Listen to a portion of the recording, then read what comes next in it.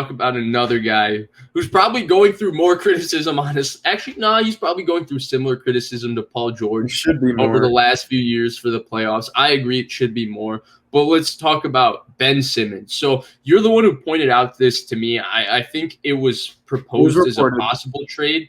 Oh, it was reported. And apparently the 76ers turned it down. The 76ers turned down this trade, and we're going to analyze whether they should have turned it down or whether they shouldn't have. Allegedly, the 76ers had a trade on the table where the Pacers offered Malcolm Brogdon and a pick for Ben Simmons. First-round pick. And a first-round pick for Ben Simmons. So let's get into analyzing this because I know you have a lot to say about this. So I'll give you the floor and hear what you have to say. Should the Sixers have made this deal? Listen, I know Ben Simmons was the number one pick. I know some touted him as the next guy in the league because, I mean, in college and high school, I mean, he lived up to the athletic profile. It was all there. He hasn't shown it. I think in the playoffs, the person we mentioned another person earlier he was on this before I was, before Vish was. Ben Simmons playoff, he in the half court, he struggles tremendously. And the playoffs is all about half court basketball, of course. Game slows down a little bit. You need to control. And Ben Simmons cannot be that guy. He cannot be the number 2. I would say you can't really have him as the number 3. And he certainly cannot work with Joel Embiid. And I think that's the main point that needs to be driven home. Some people could argue Ben Simmons in a vacuum is a better player than Malcolm Brogdon. I would say there is an argument to be made there. I mean, he's made more All-Stars. He's first-team All-NBA defense. But Malcolm Brogdon I think he's solid. I like him a lot. I think he could be the third guy on a team. Pretty good playmaking, really efficient scorer, can get his own shot, solid defense.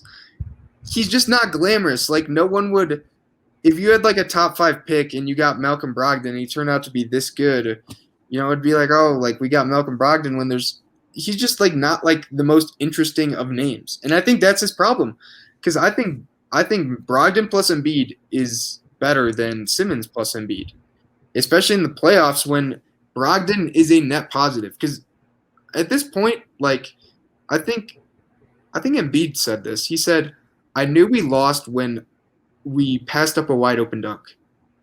And he was specifically referring to the play when Ben Simmons literally passed up a wide open dunk, passed it to someone. Thibault, yeah. He passed it to Thibault to make a contested layup over Capella. Yes. Yeah, like Ben Simmons' offense is just not it. And I'll say this too. I think individual defense in the playoffs is heavily, heavily overrated.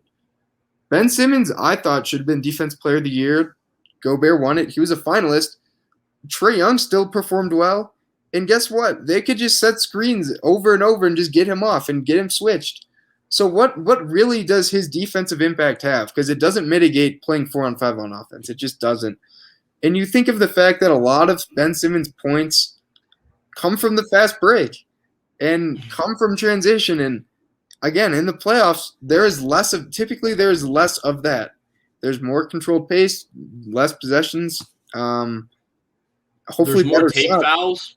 Stop fast breaks by taking fouls. Jeff Van Gundy's least favorite rule. Yes, exactly. And so I guess my long out answer is the 76ers cannot win with Ben Simmons in the playoffs. And you may say he's better than Brogdon, but Brogdon gives them a better chance. And I think they would have beat the Hawks with Brogdon. I really do. And I think Tobias, I'll give you this comparison. I would say their big 3 for the 76ers is at least somewhat comparable to the Bucks' big 3.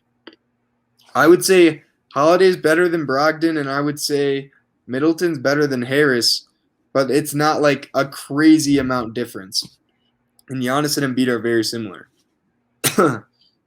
So, yeah, that's the point. So I agree with that. So I'll start there. I think I'm with you. I think they should have made this move. So I'll start there. I think that big 3 is comparable to the Bucks. I think the Bucks have a little better players. I think Giannis is a little better than Embiid. I think Middleton's a little better than Tobias. I think Holiday is a little better than Brogdon. But I think it's similar in stylistically in terms of the big three, where the Sixers have the advantages. I'll take Seth Curry, Danny Green, Thibault, Korkmaz, that Shake entire Shake Milton. I'll take that over Pat Connaughton, Brooke Lopez, PJ Tucker. They're role players, and I would say the Bucks. Honestly, the Bucks role players have woefully underperformed this entire playoffs, especially because they're all supposed to be good shooters, and the Bucks are shooting 31.7% from three throughout these playoffs. And if they win the title, it will be the worst three-point shooting team since the 2004 my Detroit Pistons won the title, shooting 30.4% from three. So just harp on that. Number two, the reason I would make this trade is because the Philadelphia 76ers lost playoff games. Obviously, when Doc Rivers is your coach, you're going to blow games in historic fashion. It always happens because he thinks playing 10 people in a game 7 is important. I mean, what are you doing playing 10 people in a game 7? This is do or die.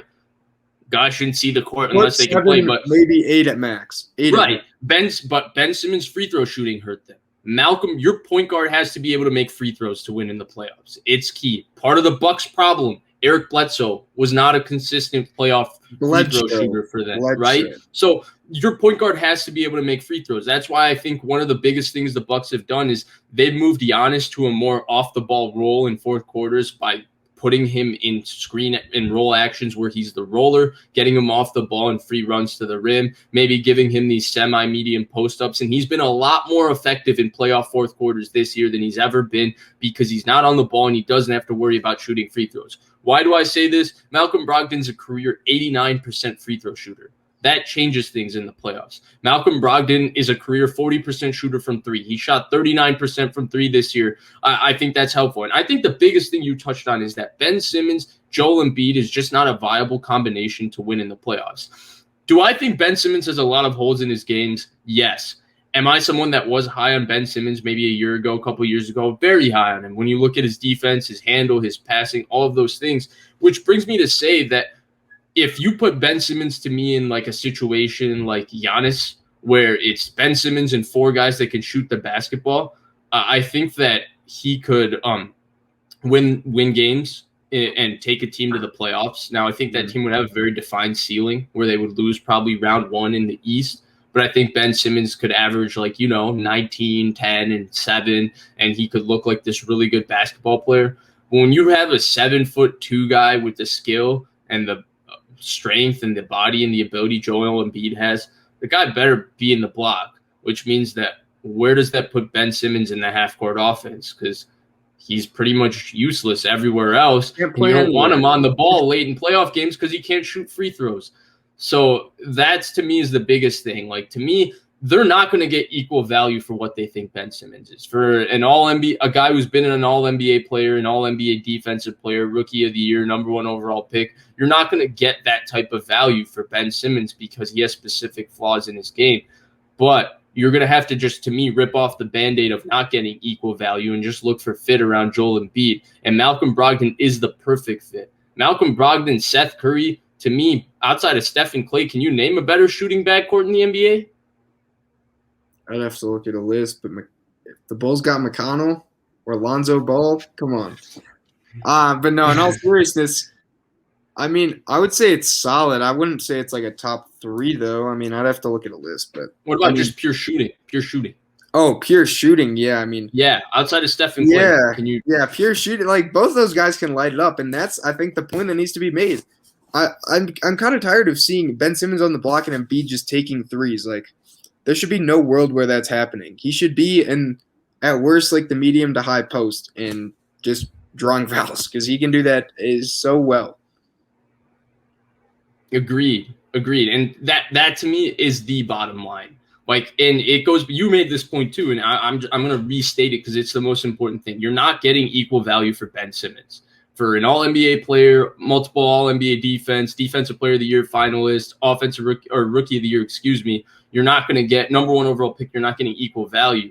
You just have to get what's the best fit. And Brogdon, to me, is the perfect player for what they do. And they're not going to get much value elsewhere because, to me, Tobias Harris is a guy who's paid like a max player. He's not a max player. So you don't have a lot of cap flexibility to just sit here and, go sign somebody else to help you out and stuff. So this, to me, I can't see the Sixers honestly doing much better. And I'd rather have Malcolm Brogdon than, let's say, CJ McCollum becomes available later in this offseason. I'd rather have Malcolm Brogdon than him. So I like that because CJ is another name.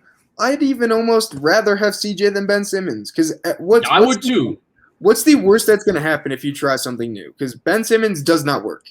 I think that's the bottom line. He cannot be not there. With Joel Embiid.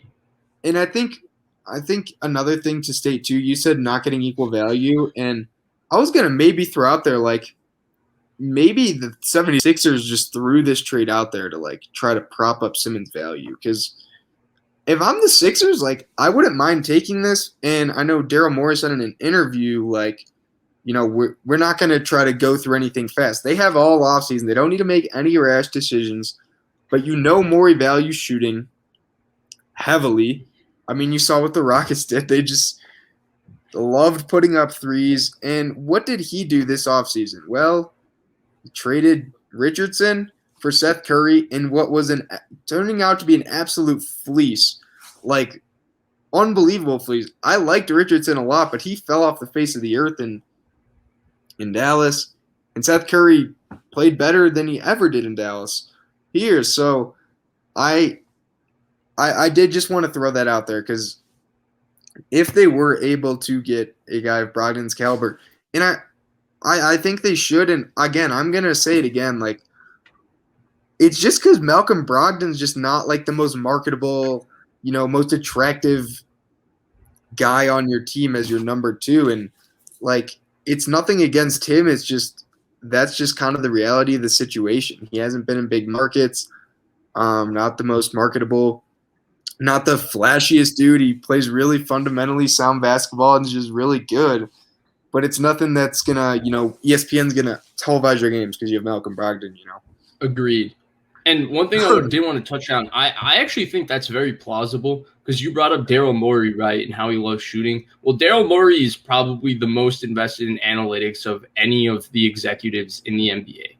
Outside of his 1920 season, Malcolm Brogdon is the analytics king. When you want to talk about the analytically perfect role player, that's Malcolm Brogdon. 90% free throw shooter, 40+% shooter from three, can handle the ball but is very efficient off the ball, doesn't turn the basketball over, can play defense. And Malcolm Brogdon is literally the perfect analytics role player, honestly. He's obviously a little bit more than a role player. I don't know how many role players average 21 and 6 in an NBA season. So he's honestly just perfect. And so that is plausible because I see no scenario where, honestly, just knowing that, and I'm saying this obviously from reading from afar, but knowing that Daryl Morey loves analytics and knowing how analytically efficient Malcolm Brogdon was, especially if the year the Bucks were the 1 seed and they lost to Toronto. If you look at Malcolm Brogdon's season, he got hurt, and I thought that's what really hurt them in the playoffs too.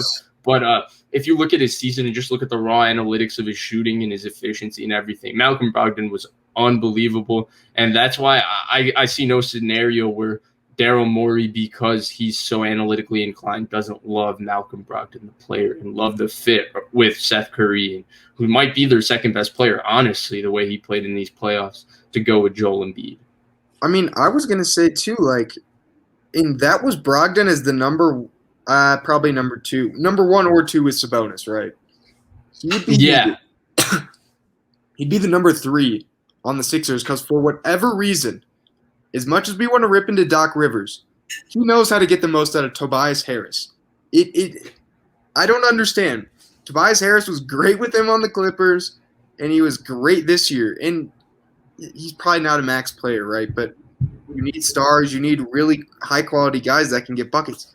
I like Tobias Harris as their number 2 guy if they get a guy like Brogdon.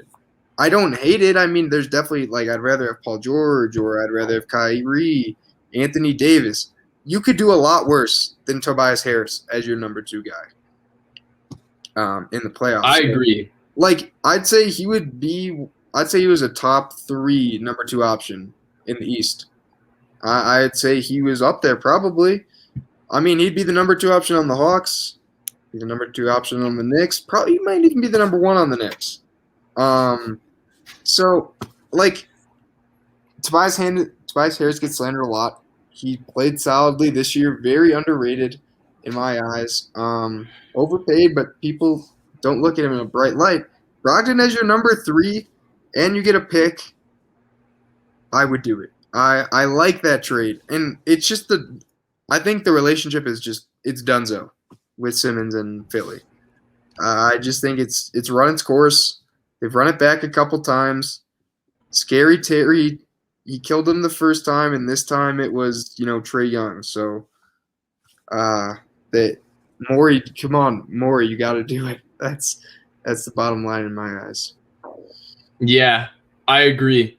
I 100% agree. And honestly, I think the bottom line for both of us is that, again, you're not going to get equal value for Ben Simmons. Rip the Band-Aid off. If you have an opportunity to get a really good basketball player that could impact your immediate future in terms of winning a title with Joel Embiid, especially as long as he's kind of reasonably healthy, you just got to send it. You got to send it.